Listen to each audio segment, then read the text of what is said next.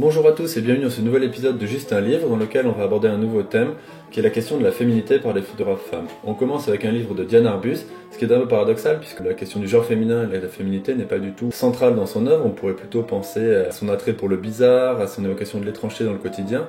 Mais en fait, on va voir que cette étrangeté dans le quotidien, elle aborde plus largement la question de l'identité et à travers elle, de très nombreuses photos interrogent la question de l'identité féminine, du genre féminin. Il y a plusieurs corpus qui peuvent aborder ça, notamment cette photographie d'un travesti qui aborde évidemment la question du traversement de cette frontière, de la transgression de ses limites. Les photographies de nudistes aussi évidemment posent la question du corps, de l'exhibition du corps social et du corps nu, notamment du corps de la femme et souvent le corps de la famille, et ça c'est assez intéressant.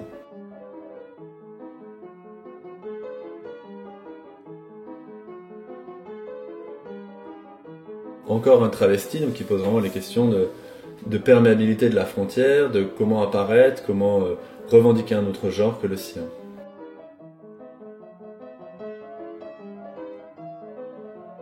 Et la question du couple qui est très présente aussi, il y a pas mal de photographies de couples, que ce soit des couples très vieux ou des couples très jeunes, il y a beaucoup de choses à dire et qu'il y a vraiment un questionnement autour de cette hétérosexualité obligatoire. Plus tard, vous verrez, il y a une photographie de couple mixte, c'est-à-dire un noir et une femme blanche, qui pose encore la question de la perméabilité des frontières entre les sexes et des frontières sociales qu'on se fixe.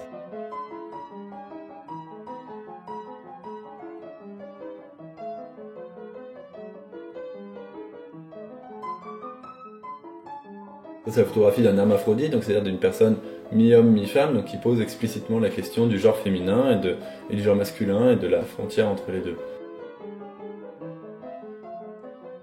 Cette photographie-là, je la trouve extrêmement violente dans l'utilisation du corps pour son travail, dans l'hypersexualisation du corps, dans l'objectivisation du corps féminin. Je la trouve très belle et très frappante.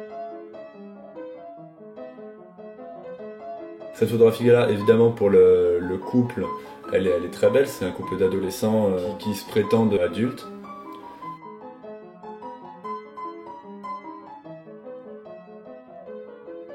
Et il y a aussi toute une série de portraits féminins comme ça, très simples, très cadrés autour de la tête, où il n'y a pas forcément d'émotion très présente qui en ressort, mais plutôt une concentration du sujet hors dehors de la photo.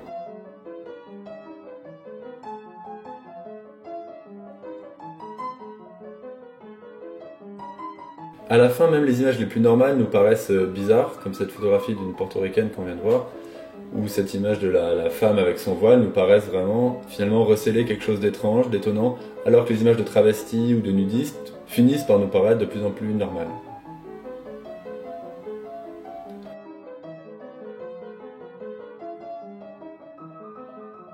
Cette photographie-là, je la trouve très belle sur la féminité, parce qu'elle pose aussi la question de la maternité, parce que la femme porte un petit singe, et donc jusqu'où va cet instinct qu'on prête aux femmes, cet instinct maternel, jusqu'où c'est un mythe, jusqu'où c'est une réalité.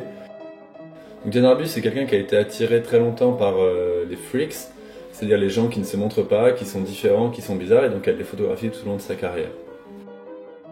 Il y a souvent dans les photographies de femmes un malaise qu'on peut voir et qui pose vraiment de manière intéressante la question voilà, des impératifs sociaux qu'on donne aux femmes.